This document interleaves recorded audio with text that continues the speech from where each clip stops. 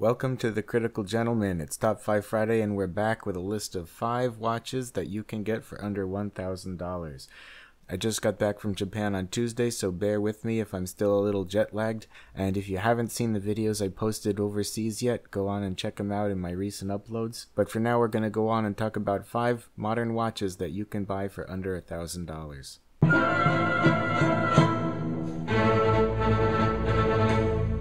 I have to admit this video is a little difficult to make because generally speaking I find that the $1,000 price point has a little bit better value in the vintage market or the used market. You can check out my list of 5 vintage watches under $1,000 in my prior uploads, but for modern watches stick around. Number 5 on our list is the Longines Hydro Conquest.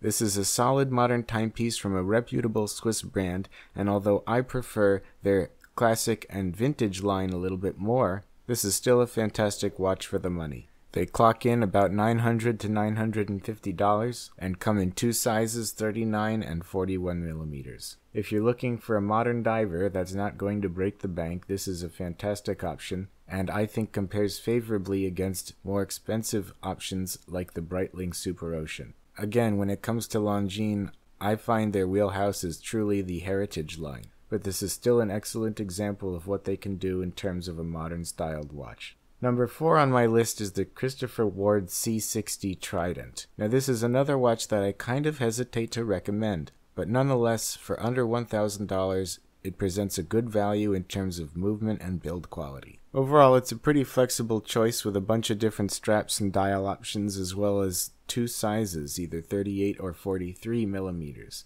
Unfortunately, the new logo is heinous and the website SEO is terrible. If you Google Christopher Ward, all you get is homepage. So this watch only clocks in at number 4 on this list. Watch number 3 is really interesting to me, and that is the Hamilton Jazzmaster Gmt.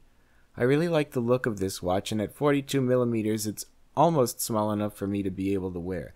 It's got the rotating time zone bezel as well as a GMT hand, and overall I find it to be a very attractive package. I think that this level of complication in a watch with a Swiss movement under $1,000 presents a really great value, particularly in such an attractive watch. Watch number 2 is a little iffy only because it typically costs more than $1,000, and that is the Auris Divers 65. This is a heritage-inspired diver watch from Oris, and right now you can find it for less than $1,000 on sale.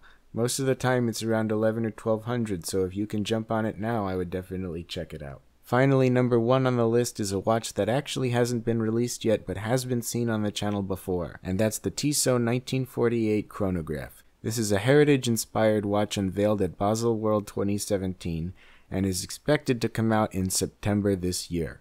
Expected MSRP on this watch is about $1,400 US. However, Tissot watches can frequently be found marked down by about 40%. That puts this watch right around the $900 mark upon release, which I think is an excellent value for a Swiss-made chronograph. Interestingly, I just found out that Tissot released a very similar watch in 2003 as an anniversary limited edition, but it also had a tachymeter scale around the outside of the dial.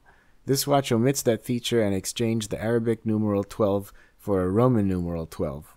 However, I still think it is an excellent watch, especially at the price point. The older model is extremely difficult to find, and the only ones I've seen have been advertised at $2,000. With this new timepiece expected to cost under $1,000 as of this fall, I'll be waiting for its release. As always, let me know what you think about this top 5 list, as well as any ideas for future videos. Guys, let me know. Leave a comment, like, subscribe. Don't forget to tell your friends, and thanks for watching The Critical Gentleman.